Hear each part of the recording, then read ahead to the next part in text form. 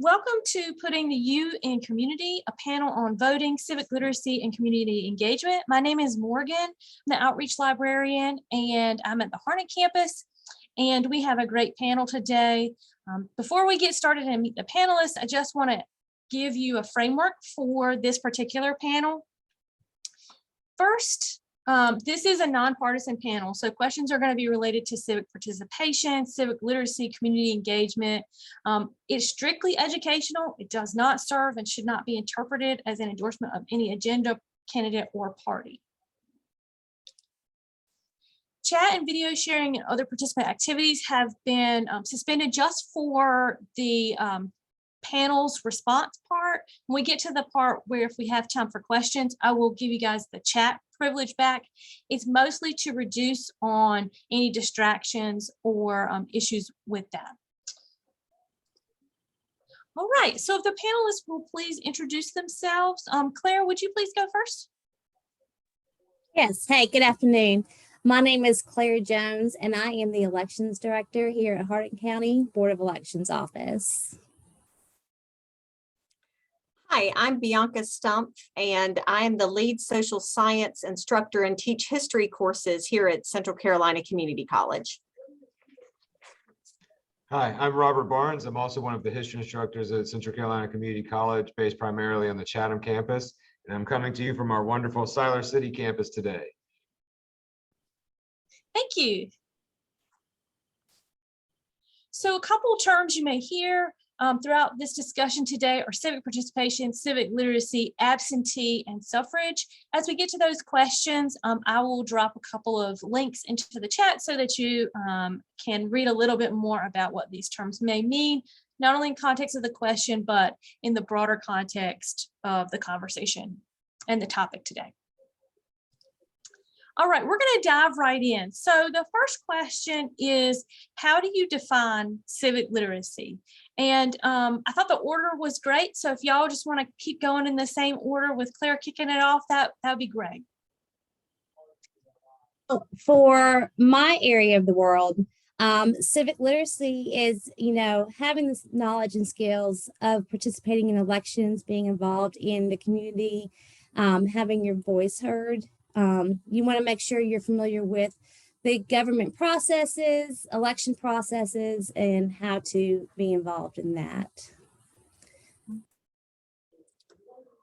I'll dive in. Certainly knowing, the form and function of the government, and really lots of institutions that aren't even just governmental, societal institutions, I think is kind of the backbone of civic literacy. In candor, sometimes I think that literacy is the foundation, but like ideally we're moving people like through what Robert and I do in classrooms. I hope we're moving people beyond just being civically literate, but feeling not just knowledgeable, but invested and becoming the kind of participants that then Claire registers and, ensures that when they are being active, she's there, you know what I mean? Like, so I think that sometimes we could grow our view of the importance of civic literacy to civic investment. I think those are both great definitions here. I agree wholeheartedly. I really view civic literacy as not just simply knowing what voting is and where to vote and how to vote, but also the institutions of our government, our own rights and responsibilities as citizens in this democratic republic, to make sure that we understand the system itself and how we can best participate in that system. Thank you. Our next question is, how can we think about civic literacy as a process rather than a destination? So for me, it's more of a process than a destination because the rules and procedures are always changing. You can sit here and learn everything you need to know about it right now, but in 5-10 years from now, it'll be much different. I'm not going to tell my age or anything, but I have been working with the Board of Elections for over 20 years now. And I can tell you from when I first started to today, there's been so many changes with rules and regulations. So you can't just learn it, feel involved, and then think you're done. It's a constant learning, updating, and processing changes. And two, I think to Claire's point, one of the ways that we can think of it as a process and not a destination is the information is currently and always evolving, but a focus on being the kinds of participants who can identify what makes something a good source of information when we're informing ourselves about how to be participatory. Information literacy is important, how to find good sources and be discriminating about and critical thinkers about the information that we consume so that we are making informed decisions. I think that that's important. I also think schools, again, I know I have a bias as a school teacher, have an important role to play. I have often felt disheartened when schools gut civic education courses or, that civic education and social studies education maybe doesn't have as many, frankly, tests, but also just time in maybe say elementary school classrooms. I feel like if we would emphasize civics beyond a course in high school in a really substantive way throughout children's K-12 education, then it would be seen as a process and not just like a course you take and a vote that you cast, that it really is about being a consumer of information and being a discriminating consumer of information all the time. Like it's you don't get a break from it. It's what you should be living. Yeah, I actually really liked this question in particular because for me, when I see destination, that's an end, right? Like you're done with something at your destination. And our system is so complex. I kind of feel reassured by the fact that nobody knows it all. Like even Claire here is our expert from Harnett County, but just broadly across North Carolina, there is so much more to know. So for me, I think this is all about just constant self-improvement, understanding more, and just becoming a better participant in our political systems. Thank you. All right. Our next question is, why is civic participation important? It is very important because you have to be aware of the issues that are out there. But you also have to realize that you also have input into the system. You can't have input if you're not participating. And one of the examples I like to use when I talk to especially younger people, when there's only a handful of people that votes, those people are making the decisions for the majority. So an example that I use is, let's say your school, let's say Central Carolina decides to have an election and it's a yes or no question. Do you want more homework on the weekends? And as a student, you think to yourself, oh, well, students outnumber the teachers. We're going to win this. I'm not worried about voting. And then only 20 kids vote, but 35 of your teachers vote. And it's very well, you can end up with homework on the weekends because you didn't take that step to be involved in that process. So it is very important to be aware of the issues and then also be involved in it so that your input can be used as well. That's a great example. To kind of rely on my history instructor hat, this question made me think of sort of two favorite quotes, vignettes from early American history. One is reportedly, who knows if it's really true, that Ben Franklin, upon exiting, right, the Constitutional Convention, was asked, Dr. Franklin, what do we have? And supposedly, right, he's pithy with everything he ever said. So it's a republic if you can keep it, right? So this notion of the responsibility, because really, I think that is what we're all given. I mean, I teach global history classes here. There are many places in the world where they don't have this right, but we have this right to be engaged. So I think we need to be responsible with that privilege that we have. And so I think that's so important because from the very beginning, our social contract with this place was that we were going to live in a republic and that it was our responsibility. And I just feel like even hundreds of years out, that we're obligated. I just feel like it's an obligation. Yeah, it's sort of like what Claire says. I have an uncle who always says, if you don't vote, you can't complain. I mean, I don't know if that's necessarily true, but like I understand the sentiment in it, right? Like you've ceded your stake when you don't meet your obligation, your responsibility as a citizen, in a world, in a global context where a lot of people are currently in conflict to get what we might take for granted. Yeah, I also came at this question from the point of view of a history teacher that has specific lesson plans and units dedicated to helping younger students understand this idea. Having fully grown up in the United States of America, it is very easy to underappreciate this right of civic participation. It's something you've always had. It's just commonplace. And I spent a lot of time looking at how revolutionary this is in the history of the world, how our Constitution is a phenomenal document of the Enlightenment, and even pulling back from the old lessons of ancient Greece and ancient Rome, where this was a almost like sacred responsibility within society.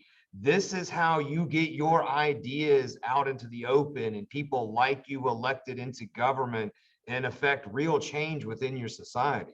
So I think in a democratic republic, civic participation is critical. That's why many of our ancient philosophers like Plato worked so diligently on these ideas of civic virtue, of being able to make these sacrifices for the proper functioning of your society. Well, and I'll say too, I sometimes encounter students who, like Robert said, you kind of get the privilege of taking it for granted. And they have a distaste for participating because they feel like that's being too political and like they're not interested in that. But, we always go back again to the Constitution, Madison writing in the Federalist Papers, if men were angels, we wouldn't need a government, basically. Well, they're not. And so, whether or not you find this always appealing, it has been and is what we've agreed to sustain. And so I think the responsibility piece that Claire and Robert emphasized just can't be underemphasized. It's so important. I'm going to jump in with one more old story from history here. That's right. And that is George Washington effectively coming out of retirement to serve as our first president, because he viewed this really as an obligation, as a civic responsibility to be done well. Thank you. All right, so we've got another question. I would like to learn more about the history of suffrage. What books would you recommend? I think I'm gonna pass this one off to the teachers. Well, I had shared a handful this afternoon that are maybe a little less conventional for Morgan to include in the LibGuide. I love to use images with students. We live in a very image saturated, internet meme kind of world, quick TikTok scrolling. And there are two books that I've used in class that are postcard histories of the women's suffrage movement, because there wasn't internet. And so one of the campaign strategies for women getting suffrage, getting the right to vote, both in the United States, and it was also utilized in Britain and Canada as well, is using postcards. And so there are two books that I've recommended that are largely almost like coffee table pictorial reads with these images, with all of these really interesting postcards that were used, designs that would, have a woman not serving up a pie to her kids, but serving up the Constitution, like all of these sort of interesting, persuasive visual means to encourage people to get back and, re-examine roles for women and ratify the amendment allowing women to vote. And then the other one for women's suffrage, and then, I can let Robert jump in. I had a student recommend to me a graphic novel a few semesters ago called She the People. rather than We the People. And it is basically a graphic history of not just women's suffrage and the Equal Rights Amendment debate, but just like women's place in civic culture and life in general. But because it's a graphic novel, I think it can really appeal to young readers as well. So those are two kind of unconventional, not typical textbooks or secondary sources that might be of interest. Robert, what do you have? Well, everyone, that's exactly why students love Bianca's classes, because she comes with awesome resources. I've got some more traditional textbook style for you guys. So if you want a real deep dive into the history of democracy and voting in the United States of America, I tend to recommend Alexander Kesar's The Right to Vote, A Contested History of Democracy in the United States. He is a very influential member of the political science department at Harvard University, and it is a very kind of thorough, broad overview, but it does have more of a textbook style read. So a little bit lighter, I've got Thank You for Voting by Aaron Smith and Democracy in One Book or Less by David Litt. There are actually, I have found some very informative, like An Idiot's Guide to US Politics and Dummy's Guide to Government. They are surprisingly informative starting points, especially for younger students. To narrow it down by subject, Give Us the Ballot, the 1965 Voting Rights Act by Ari Berman. It's a really good look at really beyond the 13th, 14th, 15th Amendment, the struggle to actually achieve greater voting equality within the African-American voting rights movement. For the women's suffrage movement, Sisters, The Lives of America's Suffragettes. It's a great book that'll give you brief biographies of critical women leader from Seneca Falls all the way through the 20th century. Another great book series I like to recommend is Women Who Dare, and they've got a women's suffrage specific edition that's by Ruth and Sinclair. And then again, back to just a comprehensive textbook, because I'm a history teacher, Century of Struggle, The Women's Rights Movement in the United States of America by Flexner and Fitzpatrick, also highly recommend. I'll just add in, and I'm sure people listening are like, oh, these history teachers with their recommendations. I'll tell you too, in this instance, like for women's suffrage, and then I did want to mention two quick things about Black American suffrage. Sometimes reading the actual documents themselves are not that intimidating. You know, the Declaration of Sentiments, Women's Rights Convention in 1848, they kind of drafted their version of a founding document, borrowed a lot of language from other founding documents, including the Declaration of Independence most heavily. Like that is a 5-minute read aloud. And that's if you have, you know, dramatic pauses. So I had also shared with Morgan a couple of the founding, you know, documents related to voting. I mean, the Voting Rights Act of 1965 isn't exactly an exciting read, but I mean, man, the Supreme Court is taking it up again as we speak. So that's a pretty compelling read. It's a little more technical, but the National Archives have a copy that's annotated that I saw Morgan just put in the chat.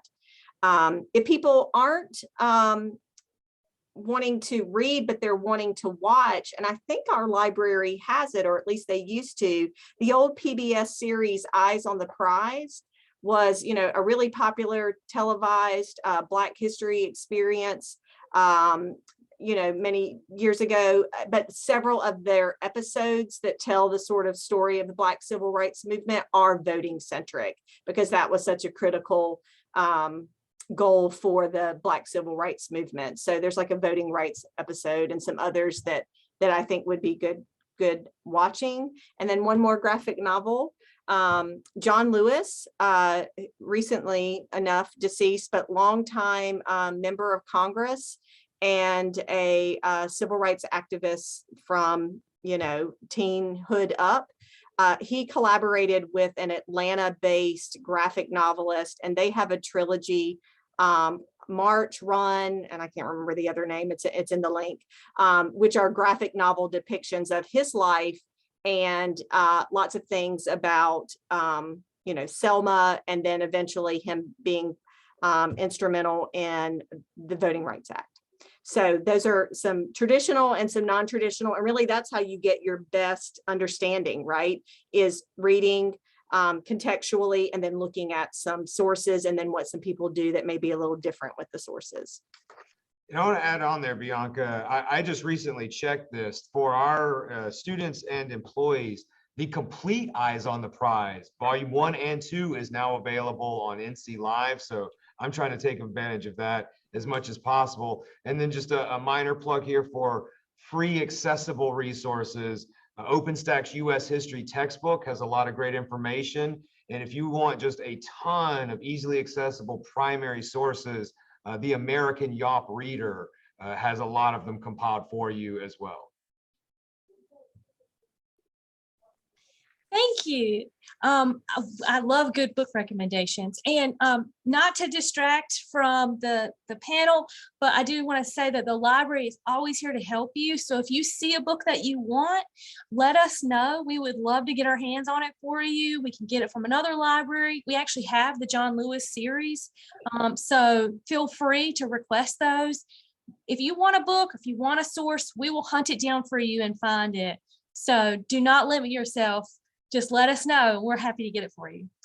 All right, so I will move on to the next question.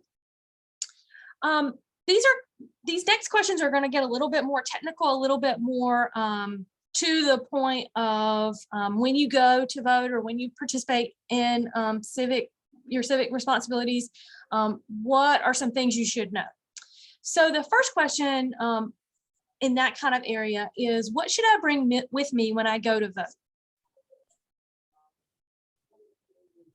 Okay, so I know we're going to get to talking about registration in a little bit, but as long as you are registered and everything is active with your record, you do not need anything to vote. When you go to vote, you'll be asked to state your name and your address. But I don't know if your mom ever told you, don't ever leave home without your ID. So it's still nice to just have something with you just in case. But for most of the instances, you won't have to have anything with you as long as you know your name and where you live. Great, thank you. And I'm going to ask a clarifying question to follow up, which is this something that is consistent across North Carolina as a state, or is it county by county? This is consistent across the state. Yes. Great, thank you. Let's say that I'm registered to vote, but would like to update my registration to my current address. How do I go about doing that? There's actually several ways that you can do that. We do have the forms on the website. We have forms in our office. We can mail forms to you. It's just a registration form. Lots of libraries have registration forms. You can, if you have to update your license, you can do that at DMV. If you currently have a DMV license, you can do that online through the DMV as well. So there are lots of opportunities out there to register and vote. If you're doing any kind of government assistance, they do registrations there as well. The unemployment agency has registration. So pretty much anywhere you look, you can probably find a registration form. Morgan, can we go back just one slide there? Sure. I wanted to say here, what should I bring with me when I go to vote? Kind of lightheartedly, a well-informed opinion, right? Having done your research ahead of time before you go to vote, I think it's always in someone's best interest. But for young people especially, do not take selfies when you go to vote. That can get yourself in a lot of trouble. I will say it is illegal to take a picture of a ballot. So if you want to take your picture, you can take it as you're walking in or after you've left. Yeah, I saw a lot of discussion about whether or not you could or should bring your phone, and people say you can have notes just like on a sheet of paper, but any pictures could result in actual charges.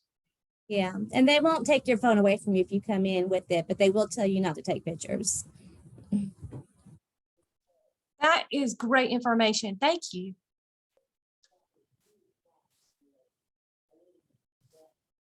Okay, sort of sounding on the same note about registration. Let's say I have moved and I didn't have time to update my registration 30 days before the election. Can I still vote? How do I do that? Yes, you certainly can. So we actually don't close the books until 25 days before. So for this upcoming election, the registration deadline is October 14th. So you can register up until that day. If you miss that deadline, you can still register and vote if you do that during early voting. Of course, because you've missed that deadline, you will need to bring more documents with you when you go to vote. You will need to bring what we call a HAVA document, which is a Help America Vote Act document. And so basically it can be a driver's license, but if you don't have that, it can also be a government document, a utility bill, or a bank statement that has your name and address. And you can do that at any early voting site. You cannot do that on election day though. So if you miss that October 14th deadline, just head out to one of your early voting locations in the county where you currently live, and you can do that. Thank you. That's great information. If I choose to vote early, can I do so at any of the early polling stations, or do I have to go to a particular one? So you can go to any early voting location that's in your county. So if you live in Harnett County, we have 4 locations and you can go to any one of those. If you live in Harnett and you're going to school at Central Carolina in Lee County, then you still need to come back to Harnett County to do that. So you'd have to be in actually your home county, but as long as you're in your home county, you can go anywhere. We do have all of our early voting locations on our website. And I know we have ours in Harnett. So if you did live in Lee or Chatham County, you would go to those respective websites to find those locations. But you can also go to the State Board of Elections website, and there you can find any early voting location anywhere within the state. So if you are coming to school here at Central Carolina, but you actually live in Anson County, you can go to the State Board site to see where their early voting locations are. Thank you. How do I find my polling place? So, again, I hate to keep putting people to the website because we have so many resources on our website as well as the State Board website. But you can also call. If you called us, we can tell you where they're at as well. Harnett County has our GIS department actually has an interactive map where all you do is put in your address and it will tell you where your polling place is. But I'm not sure how other counties do that. But if you go to the state site and look up your registration, it'll tell you where your polling place is too. Great, thank you. And I just want to remind folks that those links for the Lee County, Harnett County, and Chatham County Board of Elections are in the chat, as well as the North Carolina Board of Elections are in the chat as well. Is it possible for me to see a sample ballot before I go to vote? It is possible, and it's very highly recommended. I'm sure that the teachers on board would agree as well, because looking at your sample ballot before you go helps you in that civic literacy. You can see who in your district is running. You can actually look up those people's information. Now, because we are a non-partisan agency, we don't have information on candidates or referendums or any kind of information like that. So you would have to do a little bit of research on your end to look those up. I know there's lots of websites out there. Again, practice your civic literacy and knowing your resources. What are you looking at? But this is a good way to see what exactly you would have, what your options are, and then you can research those individually before you go to vote so that when you do get there, you're educated and you know exactly what you're doing when you do get there. And shared with Morgan, they're, again, trying to use good information literacy skills. There is a nonpartisan Skim Your Ballot website that allows you to begin your research. I won't say that it's definitive. And then, of course, we know some issues will matter to some voters more than other issues. So again, it's just a jumping off point. But my American history courses have used the Skim as a news source and used that Skim Your Ballot website that Morgan actually just posted, and this one is tied to the upcoming midterm elections. which I will point out, with sample ballots and this thought of elections, I do tell students sometimes, we're approaching a midterm election, to remember it's really easy for us to nationalize our thinking about elections, but in your day-to-day living, your city council representative, your school board representatives, I mean, they have such a dramatic, county commissioners, they have such a dramatic impact on your daily life, to not be dismissive just because we're not maybe in a nationalized campaign season. So just I guess that's a pitch for voting for those local referendums and candidates, not just thinking of things in the larger scope. And honestly, full disclosure, I've been voting in elections since back in the 20th century, and I still use the sample ballots just to make sure I am aware of everything that's on the ballot. And the wording, particularly of things that over the years that can be issue or amendment to constitution based and things like that, state constitution, the wording is so important for you to be knowledgeable about that. Sometimes it is not just a name that you're selecting. There have been instances of that as well. And I will add too that, after every census, we redistrict. And so a lot of people may not realize that they're in a different district than they were, especially locally. A couple of years ago, you may have been in Commissioner District or School District 1, and now you're in District 5.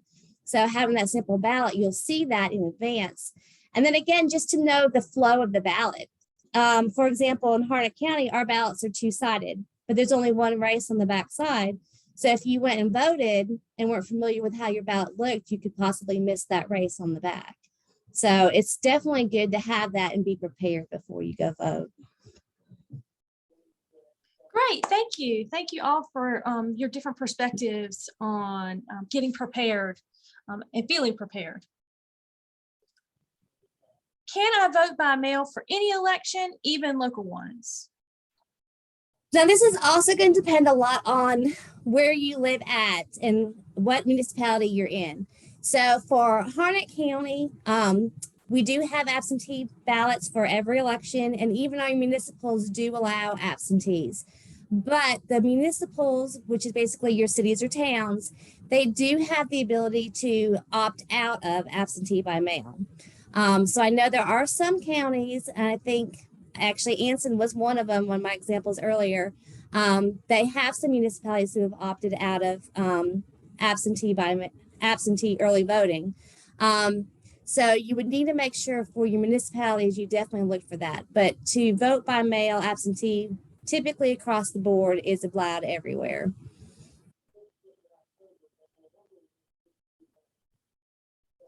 Great, thank you. I've just dropped a link in the chat about those absentee ballots. How do I go about requesting one? So again, absentee ballot request forms that can be found on our website. We have them in our office.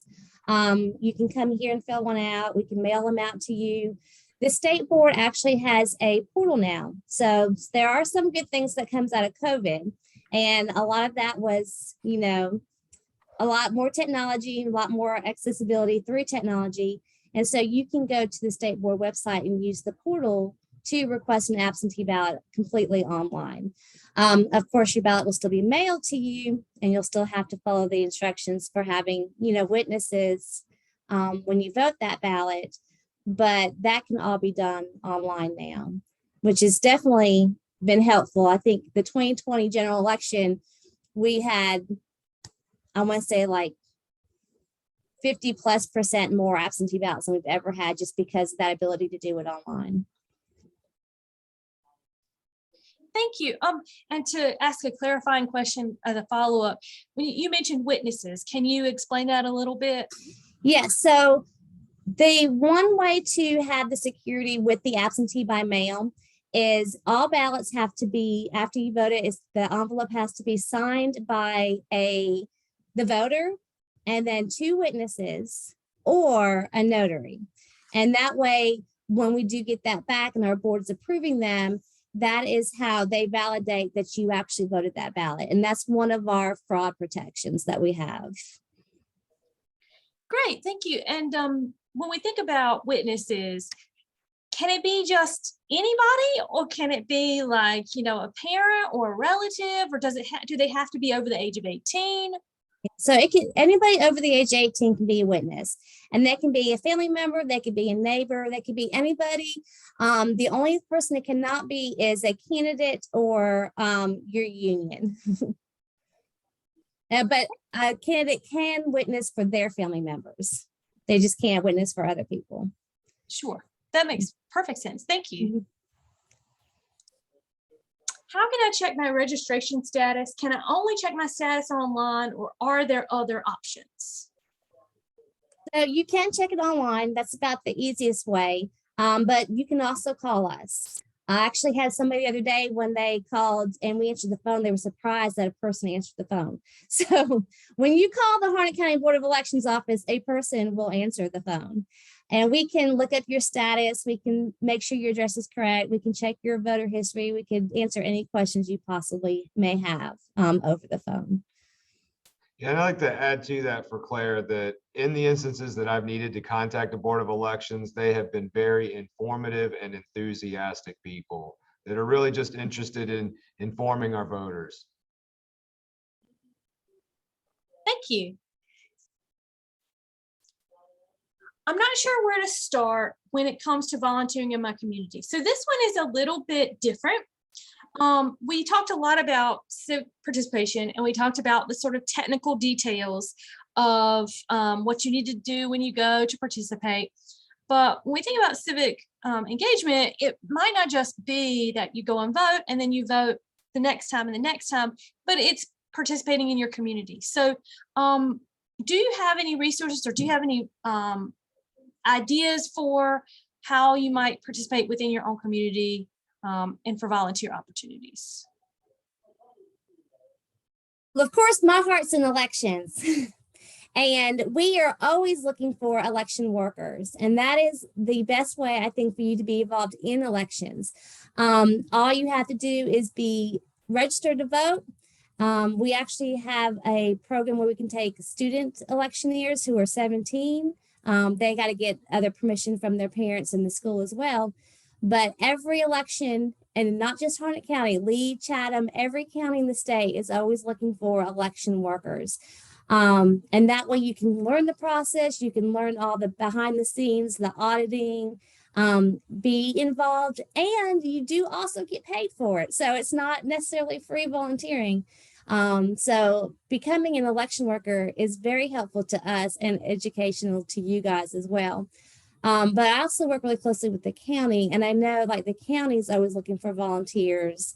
So just simply reaching out to government agencies and just saying, is there a need? You know, we can certainly point you in the right direction, because if you contacted me, I would, of course, say poll worker, but then I also know they're looking for, people to help with trash pickup. I know they're also doing like other things without the county that I could direct you to as well. So I know on the county level, there's lots of opportunities for volunteer. I live in Lee County, but I mean, these kind of questions, apply. I feel like the first thing people can do to sort of find, if you volunteer for something that you feel a sort of personal or professional commitment or connection to, you're more likely to persist in that endeavor. So I feel like the first thing people need to do to become a volunteer is sort of examine their values and what they feel like their talents are, where those lie, and kind of connect the two. Like I give an example outside of teaching school. I'm an arts lover, and so I serve on a board for a local arts organization. Like that makes sense. And I want to go to those meetings because I value that. So I feel like that's an important place to start, is like what lights your fire, whether it makes you happy or it makes you angry or whatever the emotional response it elicits. I know in Lee County, for example, the United Way itself, a nonprofit, has done a lot to try to be a networking hub. Like, oh, you have an interest in literacy. Well, the Partnership for Children needs people to go read to classrooms, or, the United Way of Lee County has tried to become a clearinghouse to get people connected. I also feel like the internet can be sort of a double-edged sword. I mean, certainly it can be a source of divisiveness, but now more than any time in history, I can Google cat rescues, right? And I can find all these like-minded groups that, take care of cats or, want to home cats. And so I feel like people can use the power of trying to find for themselves, based on like an issue or a candidate or whatever the issue might be, something that resonates with them, they can find it online. And the only other blather I'll offer is I have middle school children now, hard to believe.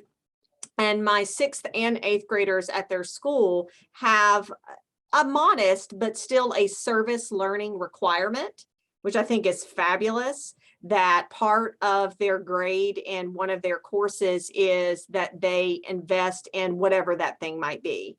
And so I feel like the move towards service learning and some schools and districts, requiring that, hopefully is developing in young people that like volunteer muscle, right? They learn to build it early and they'll continue to flex it, even if the way in which you serve might change across your lifetime, right? An issue might resonate with you differently when you're 20 than when you're 60. I just felt so encouraged by that this year, that they had a service learning requirement for a 6th and an 8th grader. And I really agree with Claire that our volunteer election workers are doing just a critical service to our society. But I also like to think, the election's kind of the finish line. Some preliminary things you can do much earlier on is getting involved in voter registration campaigns. That's another very important part of the process. Thank you. And again, not to plug the library too much, but I can't help it. I will say that if you're someone who is a little bit more shy and maybe a little uncomfortable with being on the front-facing side of volunteer opportunities, there are lots of them. And so if you would prefer to volunteer in a library, we can help you find where you can get plugged in. But if you prefer to work with dogs and cats and maybe behind the scenes, that's still volunteering and it still means something for your community. And so feel free to come to the library and reach out to the library through email, and we can get you connected with the resources where you feel comfortable and feel empowered. Maybe you don't want to be on front-facing volunteer opportunities. That's okay. You still matter, you're still important, and we want you to feel comfortable participating. So that is our last question. I did have one more question as a whole, and then I'm going to open the chat up to see if there are any folks that would like to ask anything. But I want to clarify, can we get a little bit more of just some real clear definitions between those general elections and the primary elections? It's funny because, a lot of people always think election people only work 2 days a year anyway, and that's not the case at all. So our primary elections, which are usually in the springtime, is how the party determines who they want to run in the general election. So when you vote in a primary, your ballot is going to be aligned with the party that you're registered. So if you're a registered Republican, your ballot's going to have all Republicans. If you're registered Democrat, your ballot's going to have all Democrats. If you're registered Libertarian, your ballot will have all Libertarians, if there is one. If you're registered unaffiliated, though, you do have the ability to choose. So when you go to vote and you state your name and address, and that you're unaffiliated, they'll ask you which one you want. And so you'll have to pick one or the other. And this does cause a little bit of confusion because a lot of times people will come and they'll say, well, I want all of them. But that's not how a primary works. The party is trying to decide who they want to run in that general. So you can only have the one party ballot. So you would then be able to choose if you want a Democrat or Republican ballot. And that's not going to change your registration in any way. It's just for that election. The only time that really makes a difference is if there's a second primary. So let's say they had 50 people running and they didn't get a good percentage during the primary, they would then go to a second primary. And so if you voted a Republican ballot in the first primary, you would have to vote a Republican ballot in the second primary. That way there's not too many people flipping around and changing in the game. During a general election, which is in the fall, November, that is where all the party people are on the ballot. And you can then, if you want to vote a straight Republican, you can go through and pick all the Republicans out. If you want to do straight Democrat, you can do the same thing. Or if you really do your homework and you vote for the person based on what they stand for, you can cross over depending whatever party choices you want. If you choose not to vote in a particular contest, it's not going to void your ballot out. You can simply vote for the contest that you choose and leave the others blank if you don't feel comfortable voting in those. But during odd years, we do also have municipal elections. And so those are our elections for our cities and our towns. And so we basically have at least 2 or more elections every year. So this is a year-long job, not just a 2-day-a-year thing. So it is important to be familiar with what area you live in and the dynamics of the government setup around you. So if you didn't live in a municipality, you would probably only vote every 2 years. But if you lived in a town, you would most likely have an election you're eligible for every year. And so it is important to stay involved and educated in that process. Oh, and I have one more question. Let's say that perhaps I'm new to all of this. This is like a lot of information is kind of overwhelming. If I were to call the Board of Elections, would y'all kind of help me find your website, or would someone be there to kind of walk me through the process of getting in touch with resources? Okay. Yes, we do. And like I said, I can't speak for every county, but for Harnett County, when you call, you do get a person. And we will take as much time as we need to answer your questions, to guide you where you need to be. But just be prepared. Again, I can only speak for Harnett County, that as we're explaining this to you and describing this to you, we will always pitch, hey, you want to be a poll worker? You can learn a lot more as a poll worker. So be prepared for that as a follow-up to us helping you with any questions you may possibly have. And while everybody's still here, I would like to plug just one more nonprofit, nonpartisan resource that I use a lot, and that is Ballotpedia. As far as looking up individual issues, candidates, districts, it is a great source of information.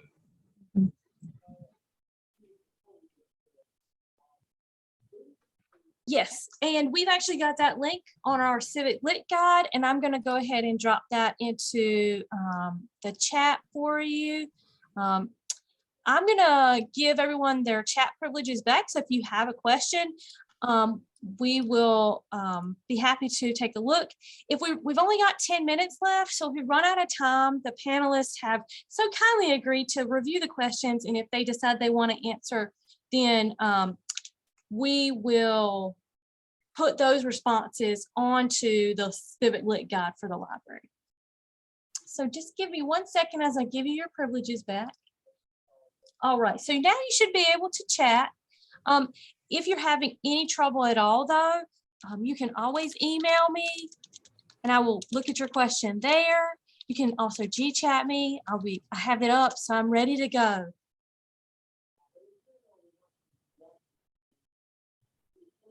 Oh, happy birthday. That's my birthday is April Fool's Day. Somebody said, You know what? It's Tim Barnes, the psychology instructor. oh, Tim. Okay, it's Tim's Because I birthday. thought, happy birthday. How did I miss your birthday, Robert?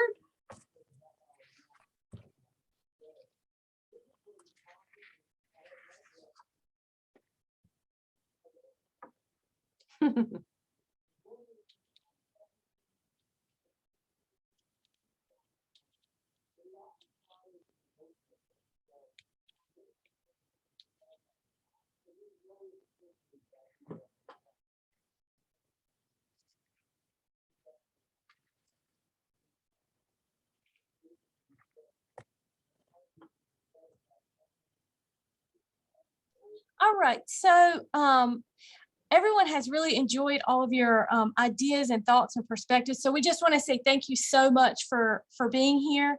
Robert, Claire, Bianca, you guys are the best. We did have one question. One other thought, I just learned that women in Switzerland didn't get the right to vote until 1971. Thoughts? A little bit. The women's suffrage is an unbelievably complex and long history. And one thing that I've always found fascinating is there was actually a woman elected to Congress before women nationally had the right to vote. So it's a very complex topic. You know, I'm wondering, because you're right. I mean, women out west in the United States had voting privileges long before those of us back east did.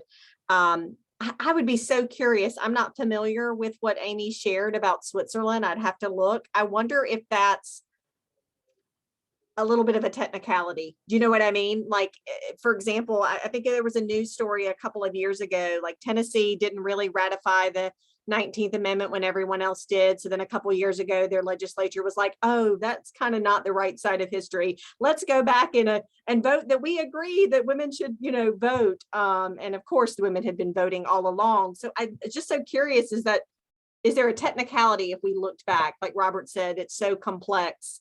Now my search history after this will be like Switzerland, women's suffrage, go. Because I don't know, but thanks for sharing that, Amy. I'll have to do some digging.